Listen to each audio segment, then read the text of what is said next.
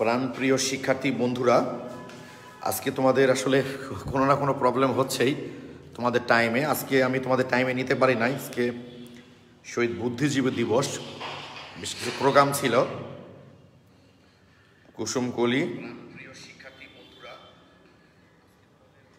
আমরা একটু ওয়েট করি, সবাই জয়েন করুক। মোটামুটি কুসুমকলি, সুমাইয়া ইসলাম, আরিয়ান আহমেদ, তামান্না খান তুবা, শরীফুল ইসলাম, এশাজান কথা, সবাই সালাম দিয়েছো ভাইয়া তোমরা। ওয়ালাইকুম আসসালাম। জারিন তাসনিম, ইসমাইল হোসেন, রঞ্জিত বিশ্বাস, সুদীপ্ত সরকার, তন্ময়, ভালো আছি ভাইয়া। তিলোত্তমা পাল, সামিউল সিজান, স্বর্ণ, আবদুল্লাহ নোমান, সাদমান সাকিব, তাহমিদুল ইসলাম অমি, নওশিন তাবাসসুম, আব্দুর রাকিব, দিয়া, প্রান্ত মণ্ডল, এস টি ফারজানা,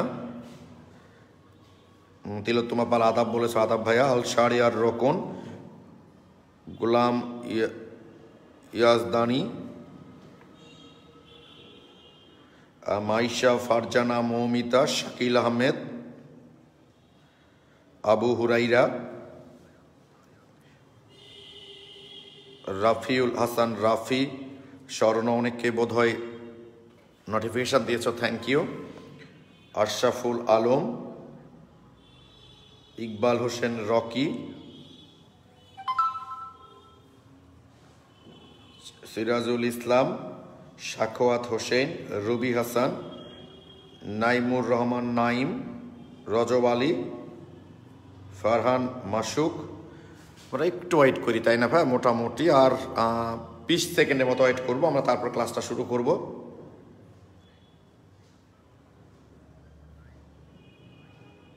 সাদমান আবিদ স্বচ্ছ, ইসরাত জাহান কথা, কারিমা খাতুন,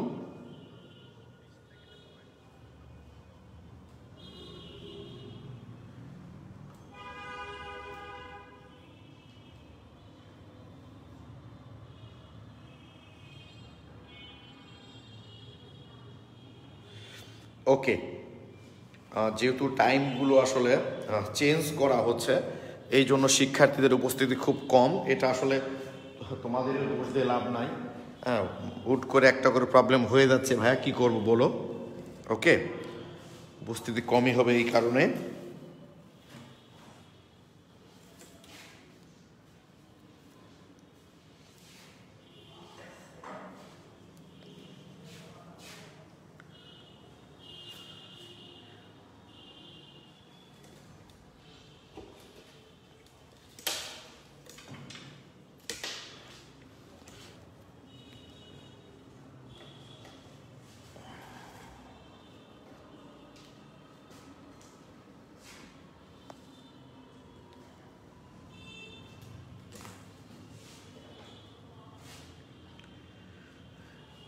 ওকে, তাও ভালো, 100 স্টুডেন্ট মোটামুটি পার হয়েছে ক্লাসে।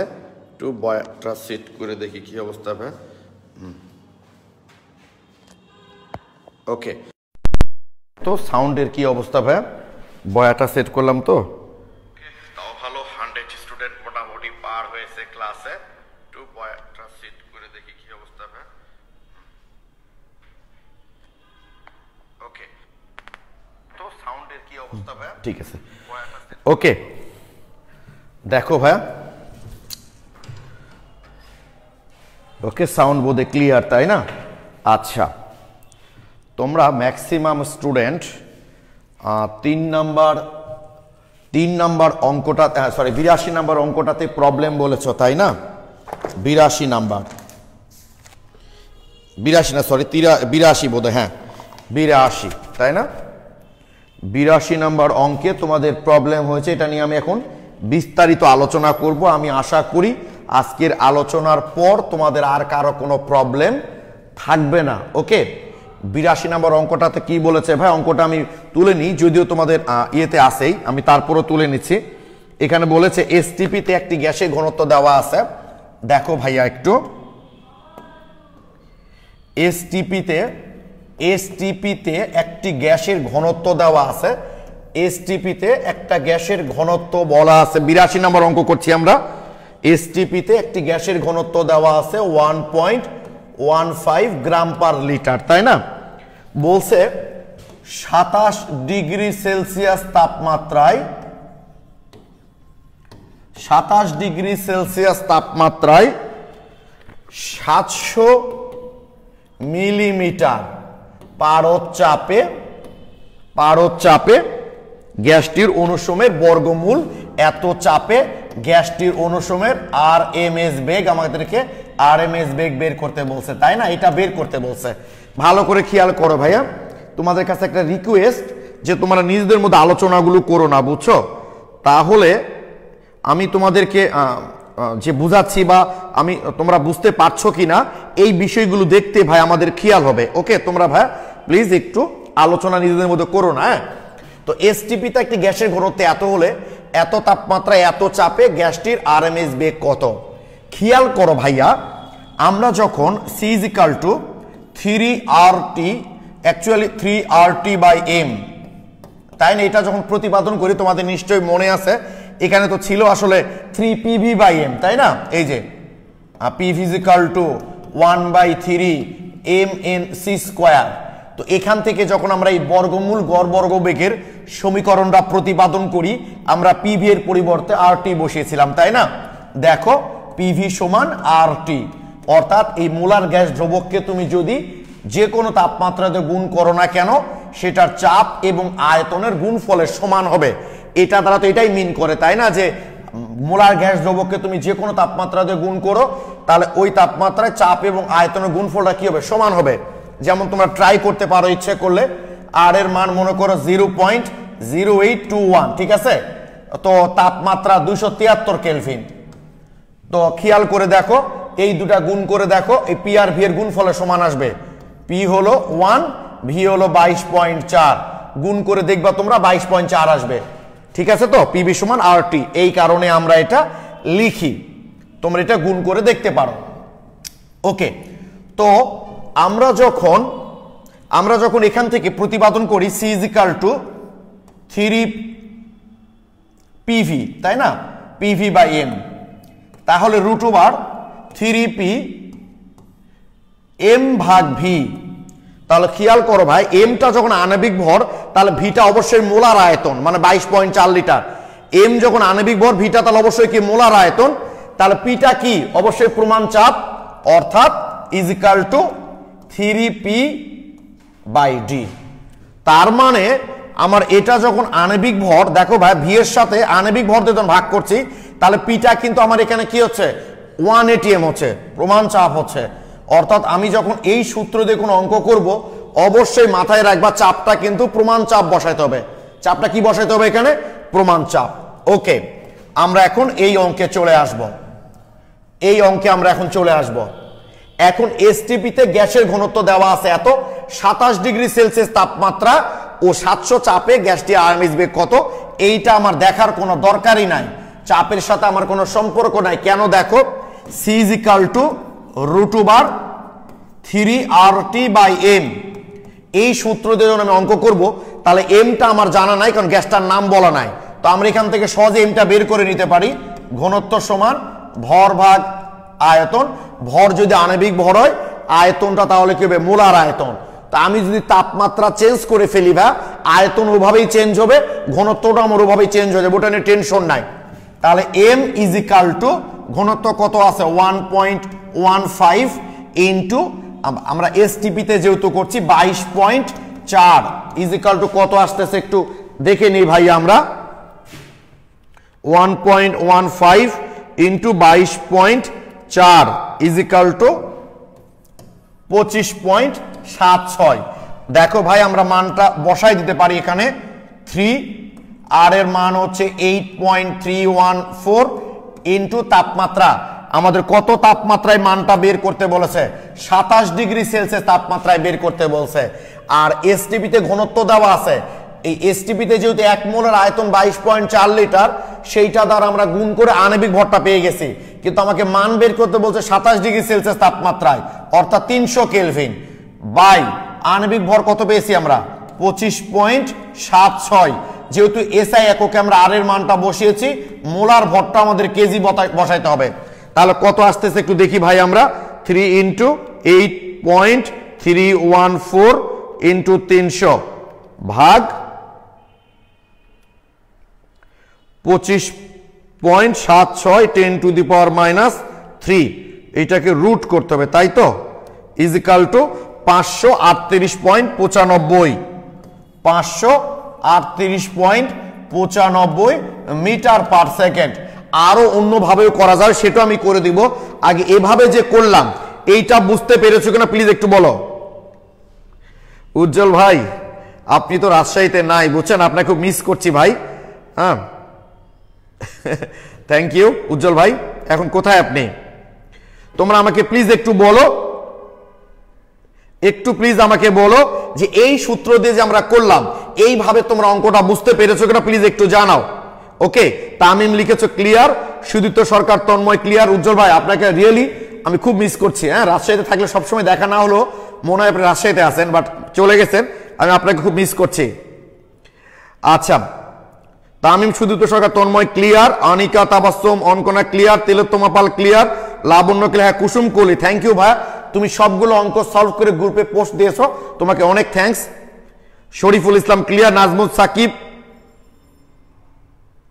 পল্টনে আছেন ভাই এখন উজ্জ্বল ভাই শ্রাবণী হ্যাঁ হবে শ্রাবণী করবো ভাই এখন আমরা আচ্ছা কুসুম কোহলি ক্লিয়ার আছে সুরেয়া আনি clear Swarna clear Diya clear Nabil Ahmed clear thank you সবাই লিখেছো ক্লিয়ার থ্যাংক ইউ সবাই ক্লিয়ার লিখেছো ভাইয়া গ্রাম পার লিটার আর কেজি পার মিটার কে ভাইয়া একই ভাইয়া গতদিন তো তোমাদের দেখিয়েছি যে গ্রাম পার লিটার কে যদি তোমরা কেজি পার মিটার কিউব বানাও তাহলে একই জিনিস আসবে দেখো গ্রাম পার লিটার কে কেজি পার মিটার কিউব বানালে একই আসবে এই তো ধরো মনে করো 1.15 এখানে আসছে না 1.5 এই যে গ্রাম পার লিটার তো গ্রামকে কেজি করলাম গ্রামকে কেজি করতে গেলে কি করতে হবে 1000 দিয়ে ভাগ করতে হবে আর নিচে লিটার আছে লিটারকে মিটার কিউব করতে গেলে কি করতে হবে 1000 দিয়ে ভাগ করতে হবে এই যে মিটার কিউব হয়ে গেল তাহলে কেটে গেলে কি থাকবে 1.15 কেজি পার মিটার কিউব কি মনে থাকবে গ্রাম যদিও এসআই এককে ঘনত্বের একক হচ্ছে কেজি পার মিটার কিউব কিন্তু তোমাদের অঙ্কে যদি গ্রাম পার লিটার থাকে খালি লিখে দিবা যে ডি ইজিক্যাল টু এত গ্রাম পার লিটার ইজিক্যাল টু এত কেজি পার মিটার কিউব কারণ গ্রাম পার লিটারকে কেজি পার মিটার কিউব বানালে একই হবে অ্যান্সার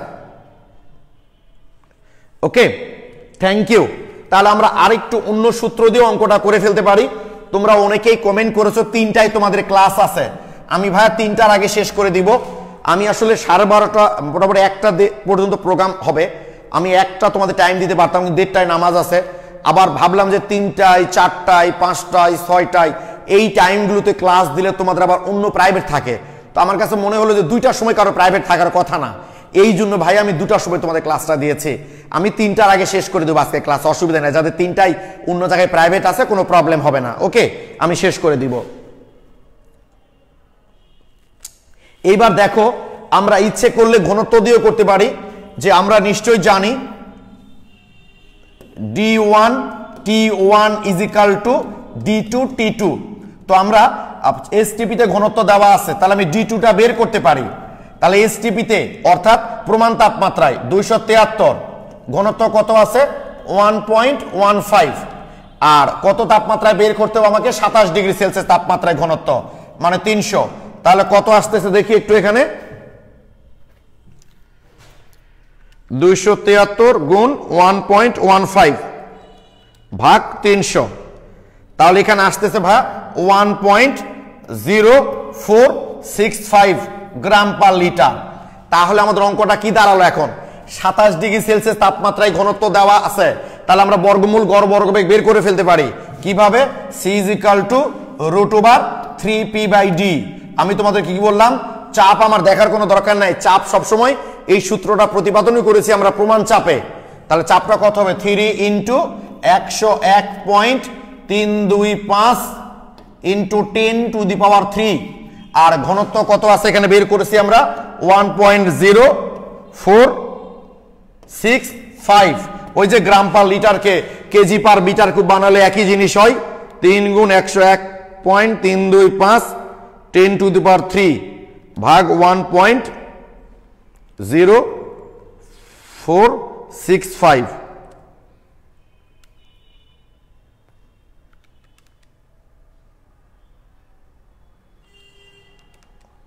538.95 অ্যান্সার একই আসবে ভাইয়া এই যে মিটার পার সেকেন্ড একই আসবে অ্যান্সার এইভাবেও তোমরা চাইলে অঙ্কটা করে ফেলতে পারো কোনো সমস্যা নাই এখন তোমরা আমাকে বলো যে বর্গমূল গড় বর্গবেগের আচ্ছা আরেকটা অঙ্ক তোমাদের প্রবলেম বলেছো 83 নাম্বার করে দিচ্ছি ভাই অসুবিধা নাই আমাকে বলো এই টাইপের কোনো অঙ্কে তোমাদের কোনো রকম প্রবলেম হবে কিনা আমার বিশ্বাস যেভাবেই তোমাদেরকে অঙ্কগুলো দেওয়া হোক না কেন তোমরা সেগুলো করতে পারবা আরেকটা অঙ্ক তোমরা বলেছো সেটা হচ্ছে 83 নাম্বার 83 এখানে বলেছে 83 অঙ্কে কি বলেছে 0 ডিগ্রি সেলসিয়াস তাপমাত্রায় একটি গ্যাসের বর্গমূল গড় বর্গবেগ বলে দিয়েছে আর এম এস বলে দিয়েছে বর্গমূল গড় বর্গবেগ কত বলে দিয়েছে এখানে 49330 সেন্টিমিটার 49 কত দেখলাম প্রতি সেকেন্ডে 49330 সেন্টিমিটার পার সেকেন্ড বলে দিয়েছে একটি গ্যাসের বর্গমূল গড় বর্গবেগ এটা হলে গ্যাসটির আণবিক ভর কত তাহলে আমরা জানি C √3RT/m এবং গত ক্লাসে আমি তোমাদেরকে বলেছি যে বর্গমূল গড় বর্গবেগের অঙ্কগুলো করা হয় ভাইয়া দুটো এককে একটা হলো SI একটা হলো CGS যেহেতু আমার এখানে মানটা দেওয়া আছে সেন্টিমিটার পার সেকেন্ডে অর্থাৎ CGS এ দেওয়া আছে কিসে দেওয়া আছে ভাই এখানে CGS এ দেওয়া আছে মানটা তাহলে আর এর মানটা আমাকে CGS এই বসাতে হবে তাহলে বা কত 49330 is equal to 3 into 8.314 into 10 to the power 7 যেহেতু আমার বর্গমূল গড় বর্গবেগটা সেন্টিমিটার পার সেকেন্ডে দেওয়া আছে CGS এ দেওয়া আছে তাহলে আর এর মানটা আমাকে CGS এই বসাতে হবে কত তাপমাত্রায় দেওয়া আছে এটা 0 ডিগ্রি সেলসিয়াস তাপমাত্রায় 0 ডিগ্রি সেলসিয়াস তাপমাত্রায় দেওয়া আছে অর্থাৎ 273 কেলভিন ডিভাইডেড বাই m তোমরা এখন ক্যালকুলেশন করে m এর মানটা বের করতে পারবা না ভাইয়া এই যেটাকে বর্গ করে তারপর এই মানটাকে এটাতে ভাগ করলে অ্যান্সার হয়ে যাবে আমার মনে হয় তোমরা এখন করতে পারবা ওকে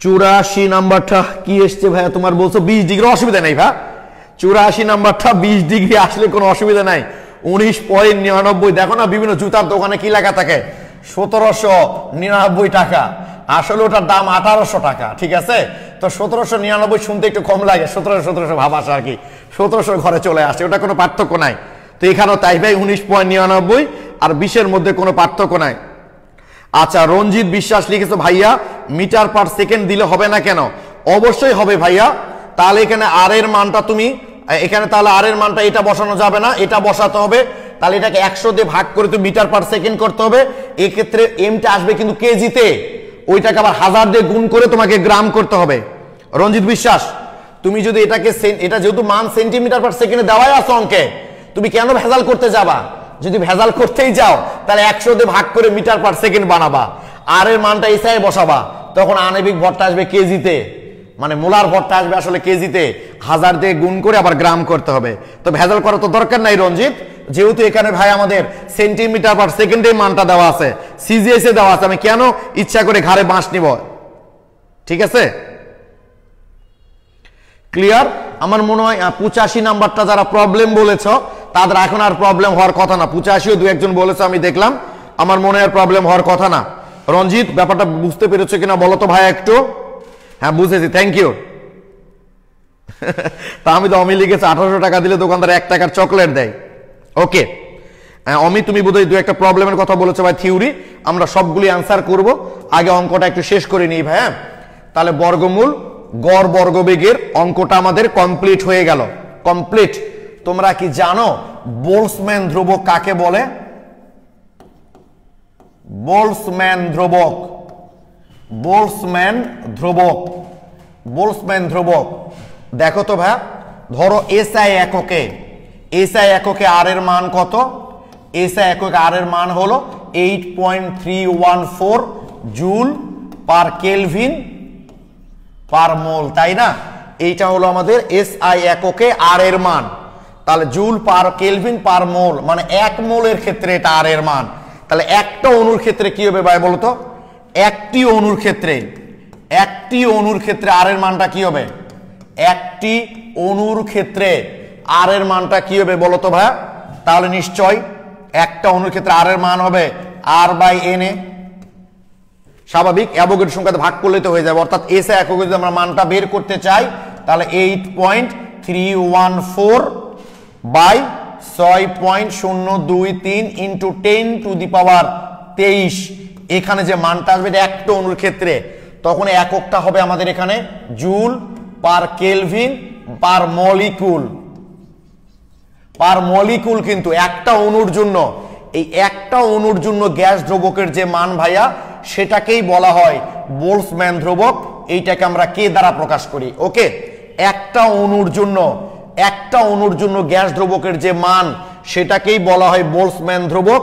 এবং এক্ষেত্রে বোলসম্যান ধ্রুবকের একক কিন্তু joule per kelvin per molecule. MCQ অনেক সময় দেয় যে বোলসম্যান ধ্রুবকের একক কি? Joule per kelvin per molecule. তোমরা আমাকে একটু বলো তো ভাইয়া, বোলসম্যান ধ্রুবক জিনিসটা কি? বুঝতে পেরেছো কিনা? একটা অণুর জন্য গ্যাস দ্রবকের যে মান সেটাকেই বলি আমরা বোলসম্যান ধ্রুবক। তো এই যে এটা 1 মোল গ্যাসের জন্য গ্যাস দ্রবকের মান, তো 1 মোলে কয়টা অণু থাকে? এই যে অ্যাভোগাড্রো সংখ্যক অণু থাকে, তাহলে একটা অণুর ক্ষেত্রে কি হবে? এটাকেই বলি আমরা বোলসম্যান ধ্রুবক। এটা এমসিকিউ বেশ লাগে, এমসিকিউ বলে দিবে যে এসআই এককে বোলসম্যান ধ্রুবকের মান কত, সিজিএস এ বোলসম্যান ধ্রুবকের মান কত। হ্যাঁ মাহি, আমি বুঝতে পারছি, ওইটা নিয়ে ডিসকাস করবো ভাই অবশ্যই। তো অমুক এককে বোলসম্যান ধ্রুবকের মান কত, অমুক এককে বোলসম্যান ধ্রুবকের মান কত, এগুলো দেয়। তারপর বোলসম্যান ধ্রুবকের একক দেয়। আবার ক নাম্বার প্রশ্নে দেয়, ক নাম্বারে বোলসম্যান ধ্রুবক কি? তাহলে কি লিখবা? যে প্রতি অণুর জন্য গ্যাস দ্রবকের যে মান তাকেই বলা হয় বোলসম্যান ধ্রুবক। ওকে, থ্যাংক ইউ, সবাই তোমরা লিখেছ ক্লিয়ার। এখন আমরা একটু ভাইয়া গ্যাসের গতিশক্তি নির্ণয়ের অঙ্কগুলো করলেই মোটামুটি ইম্পর্টেন্ট যে অঙ্কগুলো আমাদের করা হয়ে যাবে। এরপর আমাদের থিওরি যেগুলো বাকি আছে সেগুলো থিওরি সলভ করব। থিওরিগুলো সব করার পর বিগত বছরের যে ফাইনাল পরীক্ষার প্রশ্নগুলো ভাই আছে, দেখো ফাইনাল পরীক্ষার যে প্রশ্নগুলো আছে ভাই, ও আচ্ছা এটা তো এমসিকিউ, এখানেই আছে দেখবা। ফাইনাল পরীক্ষার প্রশ্নগুলো আমরা আলোচনা করব। আচ্ছা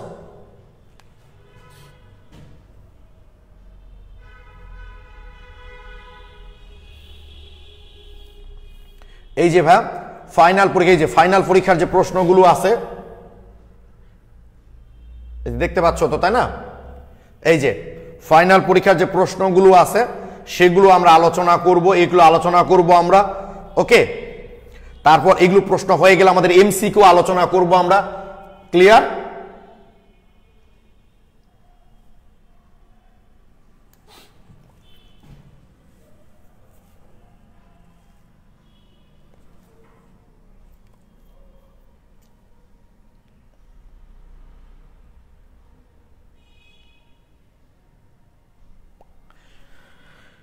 ওকে ওকে, এগুলো আমরা আলোচনা করব। এইবার তোমরা জানো নিশ্চয় গ্যাসের গতিশক্তির সমীকরণ হচ্ছে K = ½ mc², তাই না? এমটা হলো অণুর ভর আর সিটা হলো বর্গমূল গড় বর্গবেগ। তাহলে আমরা এখানে কি করতে পারি দেখো তো, ½ m বর্গমূল গড় বর্গবেগের মানটা যদি আমরা এখানে বসাই দিই তাহলে কি বসাইতে পারি দেখো তো, √3r/m, তাই তো, স্কয়ার। ঠিক আছে না? জাস্ট আমরা এটা আমরা জানি গ্যাসের গতিশক্তির সমীকরণ, যে কোনো পদার্থের গতিশক্তির সমীকরণ ½ mv²। তো আমরা ভি এর পরিবর্তে সি দিলাম, কারণ গ্যাসের বেগ বলতে আমরা বর্গমূল গড় বর্গবেগকেই বুঝাই। তো সি এর মানটা আমি এখানে বসাই দিলাম √3r/m। ওকে, তাহলে ½ * m, আর রুট আর বর্গ কেটে গেলে 3r/m। ওকে, কেউ কোনো জায়গায় বুঝতে না পারলে বলবা এমটা হলো গ্যাসের ভর আর এমটা হলো আণবিক ভর। তাহলে ভর ভাগ আণবিক ভর সমান কি জানি দেখো তো, আমরা লিখতে পারি না 3/2 nRT। এটা n মোল গ্যাসের গতিশক্তির সমীকরণ। n মোল গ্যাসের গতিশক্তির সমীকরণ হলো এইটা। সমীকরণ প্রতিপাদনটা তোমরা বুঝতে পেরেছো কিনা একটু দেখো তো ভাইয়া। আমরা গতিশক্তি সমীকরণ জানি 12mc², c এর মানটা বসাই দিলাম বর্গমূল গড় বর্গবেগ, জাস্ট বর্গ আর রুট উঠে গেলে 3RT/m। m মানে কি বস্তুর ভর, ভর ভাগ আণবিক ভর মানে কি মোল, RT এই যে 3/2 RT। n মোল গ্যাসের ক্ষেত্রে গতিশক্তির সমীকরণ হচ্ছে 3/2 nRT।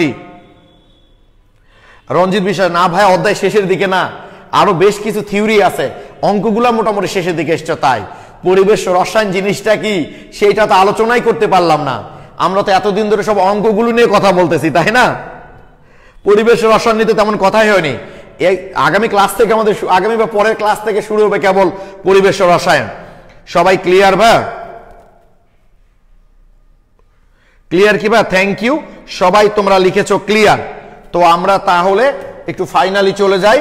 তাহলে n মোল গ্যাসের গতিশক্তির সমীকরণ, n মোল গ্যাসের গতিশক্তির সমীকরণ হবে 3/2 nRT। ঠিক আছে, ওকে। তাহলে এক মোল গ্যাসের গতিশক্তি সমান কি হবে?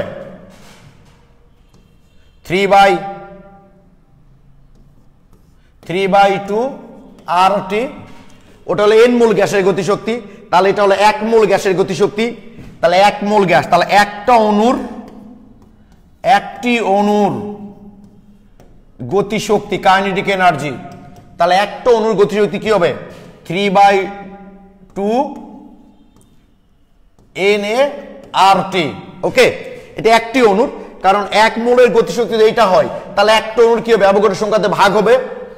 তাহলে ইজিক্যাল টু কি লিখতে পারি দেখো তো ভাই একটু, ইজিক্যাল টু এই যে R/Na মানে কি কে, 3/2 kT।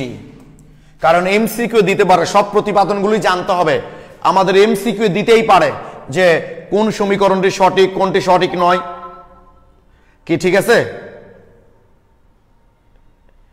কি ঠিক আছে না? তোমরা নিজেরা চিন্তা, তোমরা তো ভাবছো উজ্জ্বল ভাইয়ের মতো এখনো তো চ্যাপ্টার শুরু হয়নি। আমি সেক্ষেত্রে বলিনি ভাই, আমি বলতে চাচ্ছি যে পরিবেশ রসায়ন, অধ্যায়টার নাম কিন্তু পরিবেশ রসায়ন। তো তোমরা খেয়াল করো তো ভাই, প্রথম ক্লাসে তবু পরিবেশ রসায়নে হালকা পাতলা কথা হয়েছে, এরপর থেকে তো আমরা কন্টিনিউ অঙ্কই করে যাচ্ছি, পরিবেশ রসায়নে তেমন তো কোনো আলোচনাই করিনি, তাই না? প্লিজ তোমরা একটু বলো ক্লিয়ার কিনা। এটা হলো n মোল গ্যাসের গতিশক্তি, এটা হলো একটা অণুর গতিশক্তি, আর এটা হলো আমাদের একটি অণুর গতিশক্তি। এ R/n মানে তো কে, সুতরাং kT। ওকে, আমার মনে হয় তোমরা বুঝতে পেরেছো সবাই, তাই না?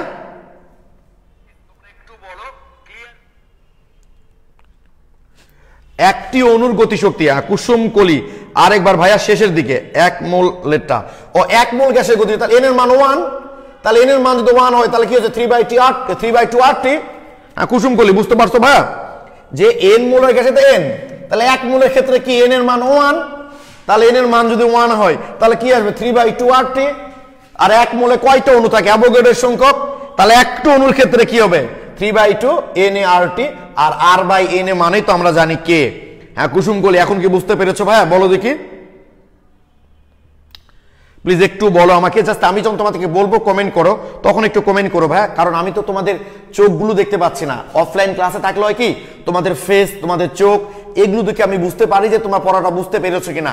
এখন আমি তোমাদের কমেন্টগুলো দেখে আমি কিছুটা গেস করতে পারি যে ব্যাপারগুলো আমি তোমাদেরকে ভাইয়া বুঝাতে পারছি কিনা। আমি তোমাদের বোঝানোর আপ্রাণ চেষ্টা করি, জানি না কতটুকু আসলে পারি। ওকে, কুসুম কলি লিখছো ক্লিয়ার, থ্যাংক ইউ। তাহলে আমাদের যদি এখন অঙ্ক দেওয়া হয়, ও আচ্ছা আরেকটা বিষয় সেইটা হলো, খেয়াল করো তো ভাইয়া, n মানে তো তোমরা জানো, n মানে হচ্ছে W/m, তাহলে ভর ভাগ আণবিক ভর। কেউ W দেয়, আবার কেউ ছোট হাতের m দেয়, কোনো সমস্যা নাই। ছোট হাতের m আর W একই জিনিস, Wটা হলো ওয়েট আর ছোট হাতের mটা হচ্ছে মাস। মাস মানে ভর আর ওয়েট মানে ওজন। কেমিস্ট্রিতে ভর আর ওজন একই জিনিস। আমি মঙ্গল গ্রহে বসে কাজ করছি নাকি পৃথিবীতে বসে কাজ করছি, কার আকর্ষণ কতটুকু এইসব কেমিস্ট্রিতে দেখা হয় না। আমি যতটুকু পদার্থ নিয়ে কাজ করছি অতটুকু শুধু চিন্তা করা হয়, অর্থাৎ এখানে ভর আর ওজন একই জিনিস, তাই W/m লিখলেও কোনো সমস্যা নাই, অথবা ছোট হাতের m বাই বড় হাতের m লিখলেও কোনো সমস্যা নাই। তার মানে দুটা একই রাশির অনুপাত, এনটা কি দুটো একই রাশির অনুপাত। তার মানে আমরা বর্গমূল গড় বর্গবেগের অঙ্ক যখন করেছিলাম তখন বলেছিলাম যে বর্গমূল গড় বর্গবেগের অঙ্কগুলো করি আমরা দুটি এককে, একটা হলো SI আর একটা হলো CGS। এখানেও তাই ভা, গতিশক্তির অঙ্কগুলো করব আমরা দুটি এককে।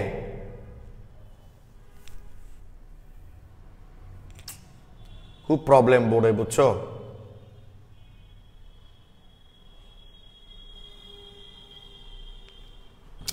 দেখো ভাইয়া, এই গতিশক্তির অঙ্কগুলো করা হয়, গতিশক্তির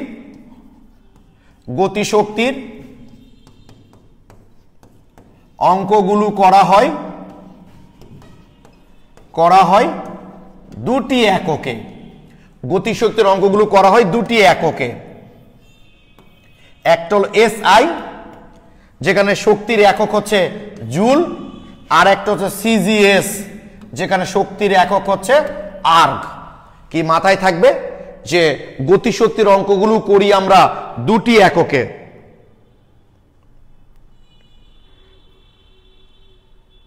ঠিক আছে, গতিশক্তির অঙ্কগুলো করা হয় ভাইয়া দুটি এককে, একটা হলো CGS আর একটা হলো SI। SI এককে শক্তির একক হচ্ছে জুল, আর CGS এ শক্তির একক হচ্ছে আর্গ। ওকে, মাথায় থাকে যেন। তার মানে যদি দুটি এককে করা হয়, এখন একটু খেয়াল করো ভাইয়া, তোমরা একটু খেয়াল করো, সেইটা হলো এক্ষেত্রে কিন্তু আর এর মান তুমি যে এককে বসাবা উত্তরটা সে এককে হবে, কারণ আর ছাড়া তো কিছু নাই। এন হচ্ছে W/m, দুটো একই রাশির অনুপাত। এইটা কেজি করলে তো এটাও কেজি করতে হবে, কেটে যাবে। এটা গ্রাম করলে তো এটাও গ্রাম করতে হবে, কেজি হবে, কেটে যাবে। আর যে এককে তুমি অঙ্ক করো না কেন তাপমাত্রা অল টাইম কেলভিন, তাই আর এর মানটা তুমি যে এককে বসাবা অ্যান্সারটা সে এককে হবে। আর এর মান তুমি যে এককে বসাবা অ্যান্সারটা সে একক হবে, আর কোনোটা নিয়ে কোনো প্রবলেম হবে না। ওকে, আব্দুল্লাহ নোমান লিখেছে নিউটন যদি শোনে ভর আর ওজন একই তাহলে হবে না ভাই, কেমিস্ট্রির ক্ষেত্রে বিষয়টা আলাদা আসে।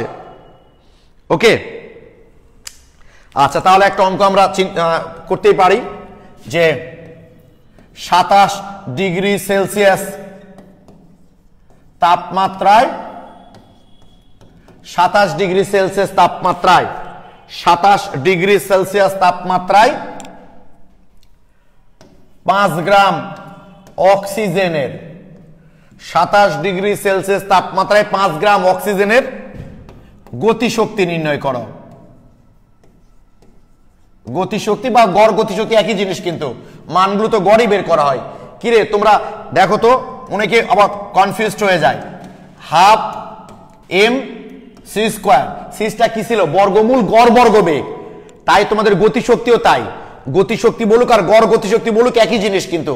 কারণ আমরা বলেছি যে আমরা কোনো গ্যাসের সঠিকভাবে এই যে গতিশক্তি নির্ণয় করতে হলে এখানে যদি গড় বেগ ব্যবহার করা হয়, গড় বেগ যদি ব্যবহার করা হয় ভাইয়া, তাহলে গতিশক্তির মানটা অ্যাকুরেটলি নির্ণয় করা যায় না।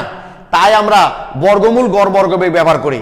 আমি এটা প্রুফ করে দেখাচ্ছি, দাঁড়াও তোমাদেরকে, যে গতিশক্তি গড় বেগ আর বর্গমূল গড় বর্গবেগ একটু আলাদা হয়। আমি দেখাচ্ছি, দাঁড়াও, একটু পরে দেখাচ্ছি। তাহলে গতিশক্তি আর গড় গতিশক্তি একই জিনিস, মনে থাকবে? গতিশক্তি আর গড় গতিশক্তি একই জিনিস। তাহলে 27 ডিগ্রি সেলসিয়াস তাপমাত্রায় 5 গ্রাম অক্সিজেনের গতিশক্তি নির্ণয় করো। 5 গ্রাম অক্সিজেন গতিশক্তি নির্ণয় করো। তাহলে গতিশক্তি K = আমরা জানি 3/2 nRT। তাহলে 3/2 n মানে W/m RT। এখন 3/2 আমি W বসালাম 5 গ্রাম, অক্সিজেনের আণবিক ভর হলো 32। আমি এখন কোন একক অঙ্ক করব?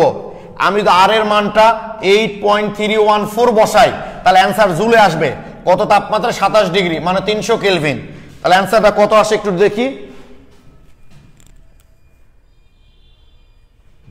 এটা 32 কিন্তু, হ্যাঁ, আমার হাতের লেখা তো সেই মাপের ভাই, বোঝা যায় না।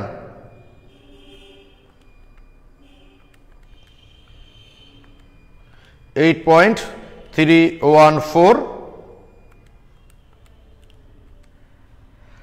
এখানে অ্যান্সারটা এসছে 584.58। অ্যান্সার জুলে হলো, কিন্তু এইটা জুলে।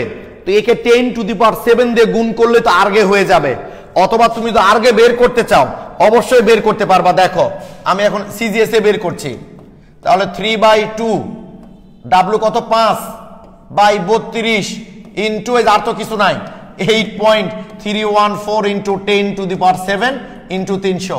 দেখছো খালি পার্থক্য কি, 8.314 তার সাথে যদি 10⁷ গুণ করে দিলে অ্যান্সারটা আর্গে চলে আসবে।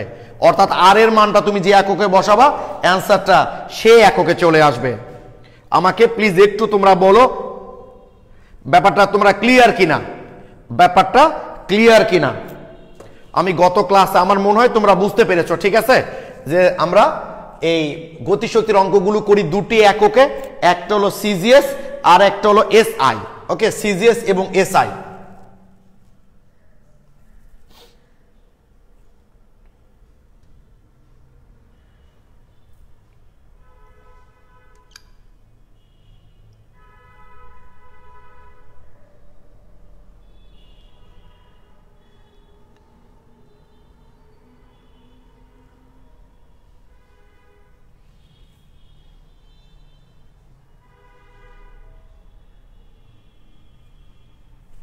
ওকে, ক্লিয়ার সবাই?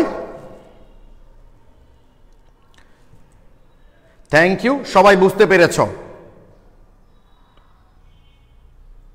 ভর তো গ্রামে আসবে ভাইয়া অলওয়েজ। হ্যাঁ একই তো, তুমি মনে করো এটাকে কেজি বানাতে চাও, তাহলে 5কে তুমি যদি কেজি বানাতে চাও তাহলে এই যে কেজি বানালাম, তাহলে মোলার ভরটাকেও আমাকে কি করতে হবে, কেজি। গত ক্লাসে বলেছি না আমি যে এম যখন কোনো সমীকরণে ব্যবহার হবে তখন ওইটার আণবিক ভর থাকে না।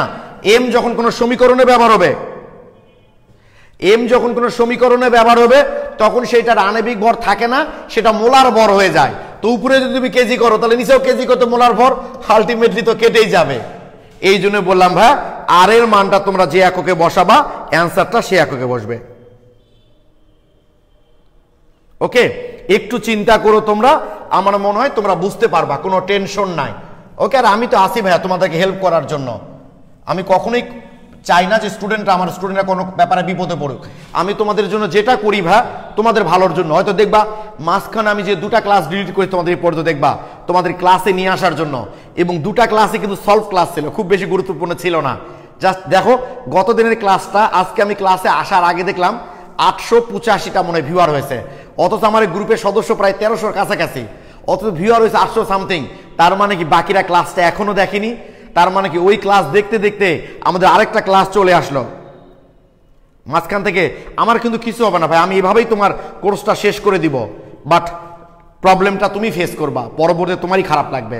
ওকে, দেখো আমাদের কেমিস্ট্রি অনলাইনে কিন্তু প্রায় শেষের দিকে, এই যে 1 নম্বর অর্ডারে শেষ হয়ে গেলে 4 নম্বরটা তো 5-6টা ক্লাস লাগবে, তাহলে তো অনলাইনে কোর্সই শেষ আমাদের।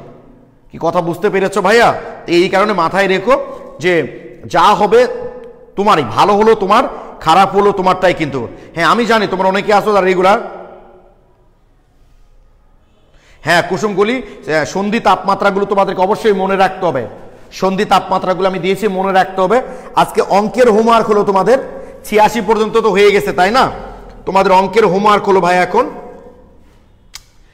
আচ্ছা একটা জিনিস নিয়ে আগে কথা বলি, তারপর হোমওয়ার্ক দিচ্ছি। সেইটা হলো গতিশক্তি is equal to half mc²। তো আমরা বলেছি যে এখানে যদি আমরা গড় বেগ বসাই তাহলে গতিশক্তির মানটা অ্যাকুরেট আসে না, বর্গমূল গড় বর্গবেগ আসলে একই আসে। অনেকের মনে হতে পারে বর্গমূল গড় বর্গবেগ আর গড় বেগ কি একই রকম না? না ভাই, একই সমান না, একটু পার্থক্য আছে। আমরা কেন একটা অণুর গড় বেগ বা বর্গমূল গড় বর্গবেগ বের করতে চাই? কারণ একটা গ্যাসের মধ্যে যতগুলো অণু থাকে সবগুলো অণুর বেগ একরকম হয় না। তো ধরে নাও 2টা অণুর বেগ আমরা মনে করলাম, প্রথম অণুটার বেগ মানে C1 হচ্ছে ধরে নাও 3, আর পরের অণুটার বেগ C2 এর মান মনে করো 4।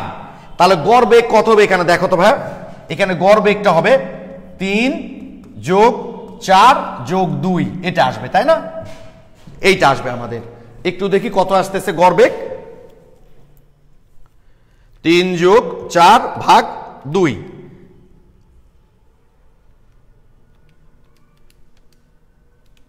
ও আচ্ছা 3.5 এসছে। দেখো ভাইয়া যে আমরা ধরে নিলাম যে কোন একটা গ্যাসের সিস্টেমের মধ্যে দুটো অণুর বেগ, একটা 3 একটা হলো 4, তাহলে এদের গড় বেগ কত হবে? সমষ্টি বাই 2 অনুসংখ্যা দিয়ে ভাগ, এটা আসলো। এবার বর্গমূল গড় বর্গবেগ কত হবে দেখো তো। বর্গমূল গড় বর্গবেগ যদি আমরা বের করতে চাই, ওটা গড় বেগ ধরলাম আমরা, ওটা সি বার দ্বারা প্রকাশ করলাম গড় বেগ। আর বর্গমূল গড় বর্গবেগ তাহলে 3 স্কয়ার, বর্গের গড় মান বলেছি 4 স্কয়ার বাই 2। এবার বর্গমূল করলাম, দেখো তো ভাই মানটা কত আসে। সরি এখানে যোগ যোগ যোগ, সরি এখানে যোগ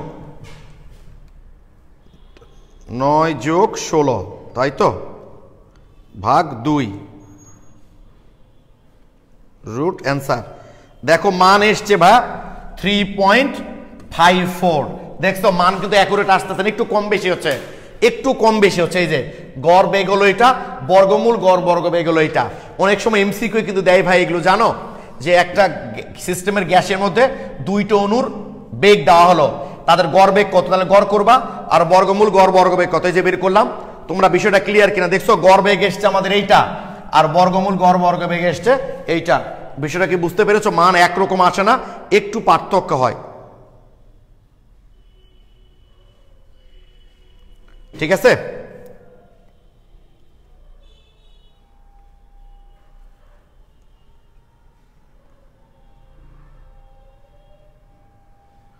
please please, thank you. Okay, তাহলে মাথায় থাকে যেন যে কোনো সিস্টেমের মধ্যে এভাবে এমসিকিউ, আমি দেখলাম কুয়েটে না কোথায় যেন দিয়েছে ভাই, জানো যে একটা গ্যাসের কয়েকটা অণুর বেগ দিয়েছে, দিয়ে বলেছে গড় বেগ নিচের কোনটি, বর্গমূল গড় বর্গবেগ কোনটি, এইভাবে আমরা বের করে ফেলতে পারি।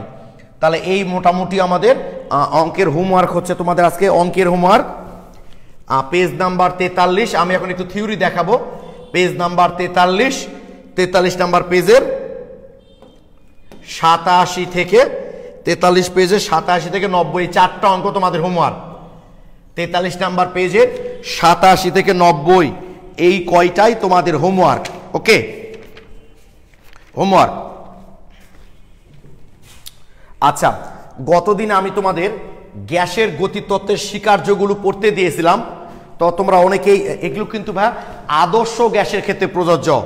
1 নাম্বার তো বুঝতে পারছো কি প্রবলেম দেখাওনি, 2 নাম্বার, 3 নাম্বারটা অনেকে বলেছ, 3 নাম্বারটা তোমরা অনেকেই বলেছো গ্যাসের গতিতত্ত্বের যে স্বীকার্যতা, 3 নাম্বারটা বলেছো। অণুগুলোর মধ্যে শুধু সংঘর্ষের জন্য যে সময় ব্যয় হয় তা দুটো সংঘর্ষের মধ্যবর্তী সময় তুলনায় নগণ্য। এটা দ্বারা বোঝানো হচ্ছে সংঘর্ষ এত দ্রুত হয়, জাস্ট একটা অণুর সাথে আরেকটা অণুর সংঘর্ষ, শুধু সংঘর্ষ করতে যে সময় ব্যয় হয়, ধরো তা দুটা সংঘর্ষ, মানে কি একটা সংঘর্ষ হওয়ার পর আরেকটা সংঘর্ষ হলো।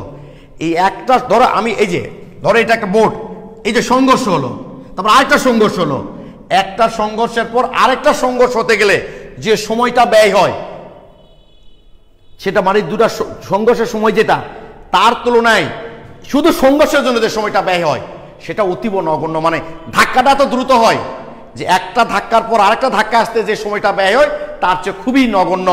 এটা দ্বারা এটা বোঝানো হয়েছে ভাই, যে শুধুমাত্র এই যে সংঘর্ষ, এই সংঘর্ষটা দ্রুত হয়, যে শুধু সংঘর্ষের জন্য যে সময়টা ব্যয় হয় তা একটা সংঘর্ষের পর আরেকটা সংঘর্ষ হতে যে টাইম লাগে তার চেয়ে খুবই নগণ্য, এইটা বলা হচ্ছে। আর অণুগুলো স্থিতিস্থাপক তো বোঝায়, ফ্লেক্সিবল। ধরো আমি যদি এই বোর্ডের সাথে ধাক্কা খাই তাহলে পিছনে ব্যাক করব, কেন ভাই বলতে, এটা ফ্লেক্সিবল না, বা যদি ফ্লেক্সিবল হতো তাহলে আমাদের গতিপথের কোনো পরিবর্তন হতো না, এটাই বলেছে। গ্যাস অনুসরণের মোট আয়তন, গ্যাস আধার, আধার মানে পাত্র, মানে বলা হচ্ছে যে এই ধরো এই পাত্রের মধ্যে আমি একটা গ্যাসকে রাখলাম, তো বলা হচ্ছে গ্যাস অণুগুলোর আয়তন এতই নগণ্য যে গ্যাস আধারের তুলনায় অতীব নগণ্য, নাই বললেই চলে। এই যে ভাই আমাদের এই বয়েলের সূত্র, চার্লসের সূত্র, এই অ্যাভোগাড্রোর প্রকল্প বা এদের যে সমন্বয় সূত্র P=NRT, বাস্তব গ্যাসগুলো কেন মেনে চলে না, এগুলো তো আমি আগামী ক্লাসে আলোচনা করব। কারণ এই সমীকরণটা প্রতিষ্ঠিতই হয়েছে এই দুটা তত্ত্বের উপর ভিত্তি করে। একটা হচ্ছে গ্যাস অণুগুলার মধ্যে নাকি কোনো আকর্ষণ বা বিকর্ষণ নাই, ওই আকর্ষণ বিকর্ষণ নাই ধরেই এটা বিবেচনা হয়েছে। আর গ্যাস অণুগুলা নিজস্ব আয়তন পাত্রের আয়তনের তুলনায় অত্যন্ত নগণ্য, মানে নাই বললেই চলে। মানে গ্যাসের একটা নিজস্ব আয়তন যে ওটা নাই বললেই চলে, মানে পাত্রের আয়তনের তুলনায় এতটা নগণ্য। এই দুটাকে বেস ধরেই তো এই সমীকরণটা ভাই প্রতিপাদন করা হয়েছে। এই জন্য বাস্তব গ্যাসগুলো এই সমীকরণটা আসলে মেনে চলে না। আগামী ক্লাসে যখন আমি এটা নিয়ে তোমাদের সাথে কথা বলবো তখন তোমার বিষয়টা ক্লিয়ার হয়ে যাবে যে কেন বাস্তব গ্যাসগুলো এই সমীকরণটা মেনে চলে না। মানে যে স্বীকার্যের উপর ভিত্তি করে এই সমীকরণটা প্রতিষ্ঠিত হয়েছে ভাইয়া, তার 1 নাম্বার স্বীকার্য হচ্ছে গ্যাসের মধ্যে যে আকর্ষণ আছে সেকে নাই ধরেছে। আরে গ্যাসের মধ্যে যদি আকর্ষণ না থাকতো তাহলে গ্যাসগুলো তরলে পরিণত হয় কেন? অবশ্যই গ্যাস অণুগুলোর মধ্যে একটা আকর্ষণ আছে, সেটা আমরা আগামী পর্বে আলোচনা করব। আবার গ্যাসের নাকি আয়তন নাই বললেই চলে। আরে গ্যাসের আয়তন না থাকলে 1 মোল গ্যাসের আয়তন 22.4 লিটার আমরা বলতেছি, কেমনে বলতেছি? এগুলো সব বিষয় নিয়ে আমি আগামী ক্লাসে আলোচনা করব। আজকে না ভাই, আজকে অন্য একটা জিনিস পড়াবো তোমাদেরকে, আবার 3টার আগে আমি ছেড়ে দেবো, তো আজকে না আগামী দিন পড়াবো। ওকে, তাহলে আমার বিশ্বাস 25 নাম্বারটা তোমরা বুঝতে পেরেছ। আর অমিবোধে জিজ্ঞেস করছো সংকট তাপমাত্রা যত কম হবে গ্যাস তত সহজে কেন তরল হবে? কেন হবে না ভাইয়া? ধরো একটা গ্যাসের সংকট তাপমাত্রা 31.1 ডিগ্রি সেলসিয়াস, তো তার সংকট তাপমাত্রা 25 হতো, তাহলে তাপমাত্রা যত কম হবে অণুগুলোর ছুটাছুটি তত কম হবে, অণুগুলো তত বেশি কাছাকাছি থাকবে, তাদের আন্তঃআণবিক আকর্ষণ তত বেশি হবে।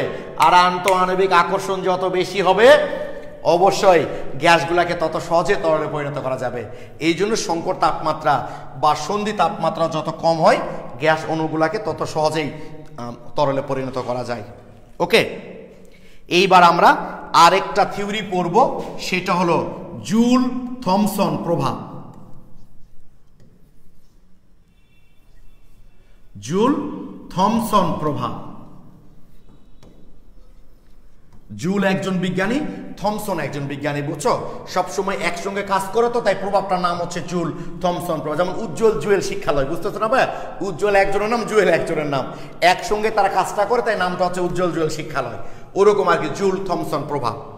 তো বিজ্ঞানী জুল এবং থমসন ওনারা প্রথম লক্ষ্য করলেন যে কোনো সরু ছিদ্রের মধ্যে দিয়ে যদি কোনো গ্যাসকে, কোনো সরু ছিদ্রের মধ্যে দিয়ে কোনো গ্যাসকে যদি, কারণ কোনো সরু ছিদ্রের মধ্যে দিয়ে চালনা করা মানে কি? প্রচণ্ড চাপে চালনা করা। কোনো সরু ছিদ্রের মধ্যে দিয়ে চালনা করা মানে কি ভাই? প্রচণ্ড চাপে চালনা করা।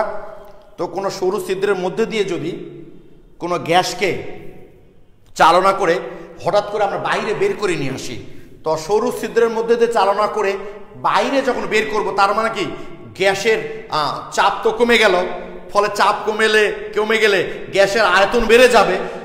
এই গ্যাসের আয়তন বেড়ে গেলে গ্যাসের তাপমাত্রাও কমে যায়। এইটা প্রথম বিজ্ঞানী জুল এবং থমসন লক্ষ্য করেছেন। তাদের নাম অনুসারেই এই প্রভাবটাকে বলা হয় জুল থমসন প্রভাব। আমি আরেকবার বলছি, কেন হচ্ছে সেটা অবশ্যই আমরা ব্যাখ্যা করব। কোনো গ্যাসকে কোনো সরু ছিদ্রের মধ্যে দিয়ে চালনা করে, কোনো গ্যাসকে কোনো সরু ছিদ্রের মধ্যে দিয়ে প্রবাহিত করে হঠাৎ করে তাকে চাপ যদি কমায় দিই, তাহলে গ্যাসের আয়তনটা বেড়ে যায়। আয়তন বেড়ে যাওয়ার সাথে সাথে তার তাপমাত্রাও কমে যায়। আর এটা প্রথম লক্ষ্য করেছেন বিজ্ঞানী জুল এবং থমসন, যে কোনো গ্যাসকে সরু ছিদ্রের মধ্যে দিয়ে চালনা করার পর হঠাৎ করে যদি আমরা তাকে কম চাপে বের করে নিয়ে আসি, তাহলে চাপ কমে গেলে গ্যাসটার আয়তন বেড়ে যায়। আর আয়তন বাড়ার সাথে সাথে গ্যাসটার তাপমাত্রাও কমে যায়। এই প্রভাবটাকেই বলি আমরা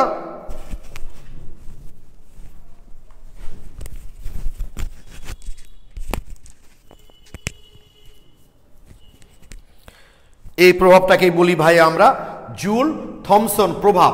এখন আমাদেরকে এটা জানতে হবে যে কেন এই ঘটনাটা আসলে ঘটে। সংকোচনশীল গুণাঙ্ক এগুলো পড়াবো ভাই, আমরা এখনো যাইনি তো।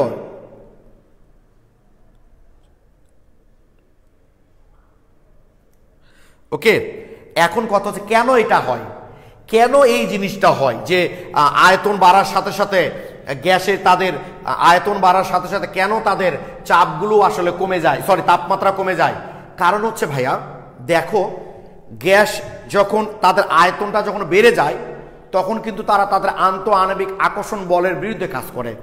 তারা যখন বেড়ে যায়, আয়তন যখন বেড়ে যায়, গ্যাস অণুগুলো ছুটাছুটি বেড়ে যায়, ফলে তারা আন্তঃআণবিক আকর্ষণ বলের বিরুদ্ধে কাজ করে। কাজ করতে গেলে তাদের শক্তি লাগবে, সেই শক্তি তারা কি করে? অভ্যন্তরীণ শক্তি থেকে শোষণ করে। আর ফার্স্ট ইয়ারের চতুর্থ অধ্যায় নিশ্চয়ই পড়েছিলা তোমরা, অভ্যন্তরীণ শক্তি জিনিসটা কি? কোন সিস্টেমের যে শক্তিটা তাপ শক্তিতে রূপান্তরিত হয় তাকেই কিন্তু বলা হয় ওই সিস্টেমের অভ্যন্তরীণ শক্তি।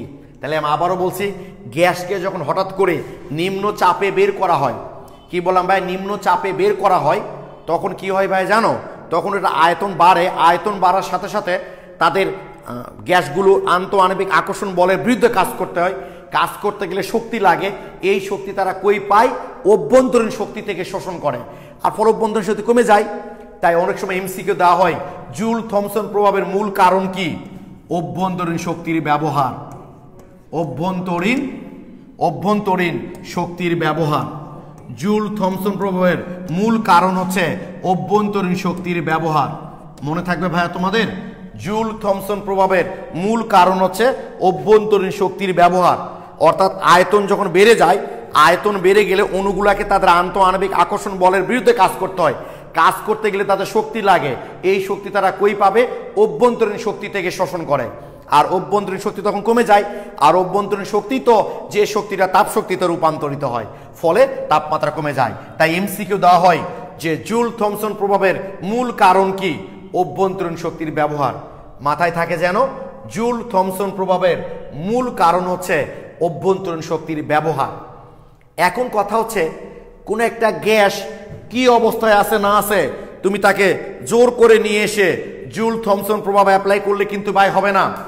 যে কোনো গ্যাসের উপর জুল থমসন প্রভাব অ্যাপ্লাই করতে হলে, যে কোনো গ্যাসের উপর জুল থমসন প্রভাব অ্যাপ্লাই করতে হলে গ্যাসটাকে আগে একটা মিনিমাম তাপমাত্রায় আনতে হবে, তারপর সেটার উপর জুল থমসন প্রভাব অ্যাপ্লাই করতে হবে।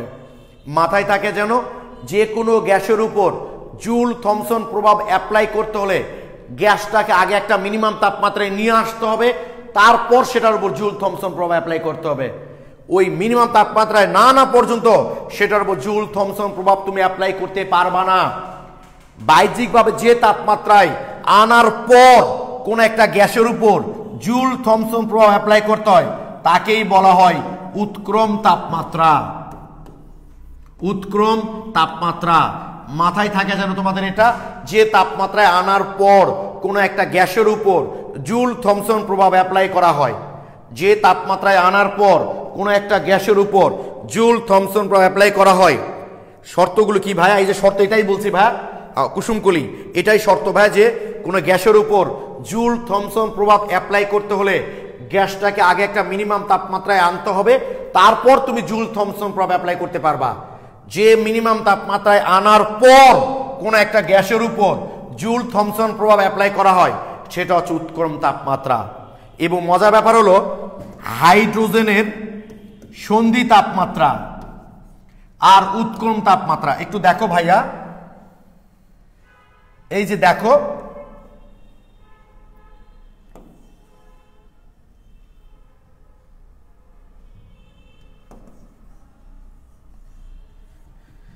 দেখো ভাই, এই দুটা মনে রাখবা, সন্ধি উৎক্রম। আচ্ছা, হাইড্রোজেনের সন্ধি হচ্ছে -240 আর উৎক্রম হচ্ছে 80 ডিগ্রি সেলসিয়াস, আর হিলিয়ামের তাহলে উল্টা হবে।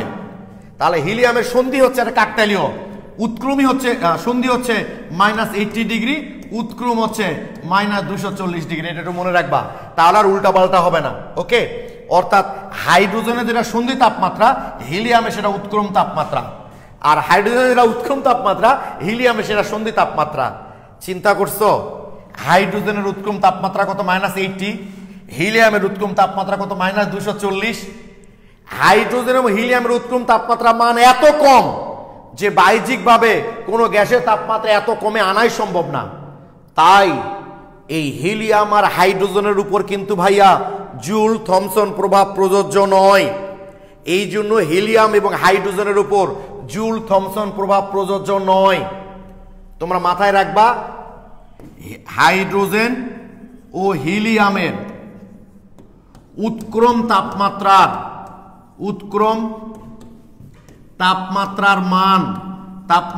মান খুব কম হওয়ায় হাইড্রোজেন ও হিলিয়ামের উৎক্রম তাপমাত্রার মান খুব কম হওয়ায় এদের উপর জুল থমসন প্রভাব প্রযোজ্য নয়। জুল থমসন প্রভাব প্রযোজ্য নয়, প্রযোজ্য নয়। এগুলি এমসিকিউ দিবে ভাইয়া, জানো কিভাবে এমসিকিউ আসবে? শোনো, যে জুল থমসন প্রভাবের মূল কারণ কি, অভ্যন্তরীণ শক্তির ব্যবহার, কোনটির ক্ষেত্রে জুল থমসন প্রভাব প্রযোজ্য নয়, হিলিয়াম হাইড্রোজেন, হিলিয়াম এবং হাইড্রোজেনের ক্ষেত্রে জুল থমসন প্রভাব প্রযোজ্য নয় কেন, কারণ এদের উৎক্রম তাপমাত্রার মান খুব কম। এইভাবে বিভিন্নভাবে ভাইয়া তোমাদের এটা আসতে পারে। ওকে,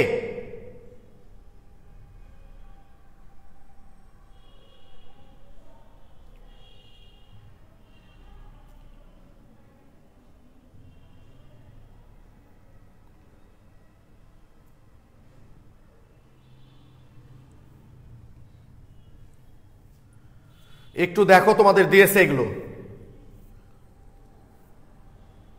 একটু দেখো ভাইয়া, এগুলো দিয়েছে বিভিন্ন পরীক্ষা, আমি দেখাচ্ছি। এখানে আছে কি না এটা তো বলা কঠিন। তো অ্যাডমিশন টেস্ট আছে, অ্যাডমিশনের যেগুলো এখানে আমি পিডিএফ করছি কিনা ভাইয়া একটু দেখতে হবে, একটু দেখি কি অবস্থা।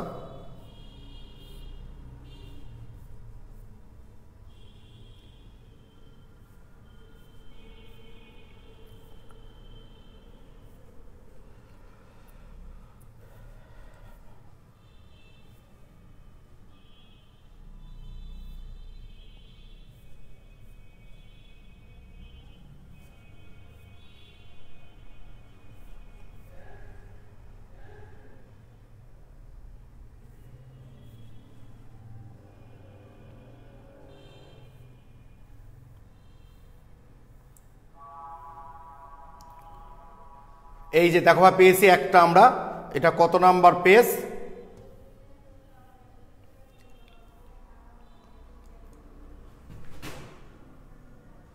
Page number 126।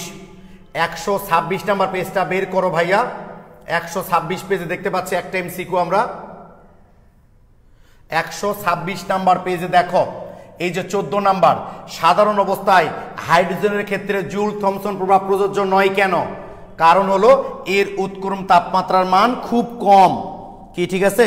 এর উৎক্রম তাপমাত্রার মান খুব কম, এই জন্য হাইড্রোজেনের উপর জুল থমসন প্রভাব প্রযোজ্য নয়। ওকে ওকে, তারপর আরো আছে ভাইয়া, দেখো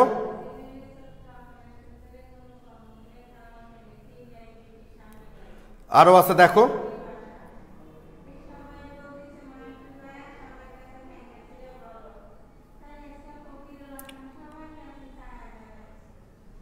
আচ্ছা দেখে ভার্সি তো অনেকে এসছে, আমি এখন দেখছি আমি কি ইঞ্জিনিয়ারিং এ দেখি ভাই।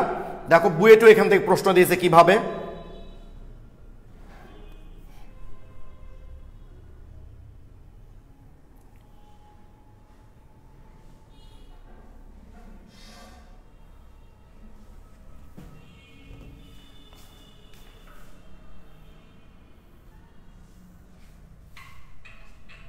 এই যে তোমরা দেখো এটা কত নাম্বার পেজ? 141 পেজ। 141 নাম্বার পেজের 23 নাম্বার। 141 পেজের 23 নাম্বারটা দেখো ভাই একটু। 141 পেজের 23 দেখো, জুল থমসন প্রভাবের জন্য নিচের কোন উক্তটি সঠিক? 1 নাম্বার লিখছে গ্যাসের আয়তন সংকুচিত হয়। গ্যাসের আয়তন তো ভাই সংকুচিত হয় না, এখানে 1 নাম্বার লিখেছে গ্যাসের আয়তন সংকুচিত হয়। তো গ্যাসের আয়তন তো ভাই সংকুচিত হয় না, গ্যাসের আয়তনটা বৃদ্ধি পায়। আর গ্যাসের তাপমাত্রা বৃদ্ধি পায়, তাপমাত্রা তো বৃদ্ধি পায় না ভাই, তাপমাত্রা হ্রাস পায়। গ্যাসের অণুগুলোর মধ্যে আকর্ষণ বৃদ্ধি পায়, আকর্ষণ তো বৃদ্ধি পায় না, তারা আন্তঃআণবিক আকর্ষণ বলের বিরুদ্ধে কাজ করে। তাহলে অ্যান্সার হচ্ছে কোনটা ভাইয়া? এই যে গ্যাস অণুগুলোর অভ্যন্তরীণ শক্তি হতে তাপ শোষণ করে। এইভাবে ভাইয়া তোমাদের পরীক্ষাগুলোতে আসতে পারে এই জুল থমসন প্রভাব থেকে প্রশ্ন। আর খ নাম্বার গ নাম্বার তো আছেই। তাহলে আজকে তোমাদের যে অঙ্কগুলো আমি হোমওয়ার্ক দিলাম ভাইয়া, যে অঙ্কগুলো তোমাদেরকে হোমওয়ার্ক দিলাম আমি, সেই অঙ্কগুলো করবা। আর এর সাথে সামান্য কিছু থিওরি আছে, সেটা হলো 44 নাম্বার পেজ। 44 নাম্বার পেজে আসো তোমরা, পেজ নাম্বার 44, পেজ নাম্বার 44, 44 পেজের 28, 29, 30, 44 পেজের 28, 29, 30। ওকে, এতটুকুই। সামনে দিন আমরা আবার এখান থেকে শুরু করব। ওকে, সামনের দিন আমাদের অঙ্ক মোটামুটি শেষের দিকে, একদমই শেষের দিকে মানে শেষই বলা যায়। সামান্য যে 2-1টা অঙ্ক তোমাদের কনসেপ্ট বুক আছে, ওটা থিওরিটিক্যাল জিনিস। আমরা সামনের দিন আবার এখান থেকে শুরু করব। ততক্ষণ সবাই ভালো থেকো, সুস্থ থেকো, সবার জন্য শুভকামনা রইল। আসসালামু আলাইকুম।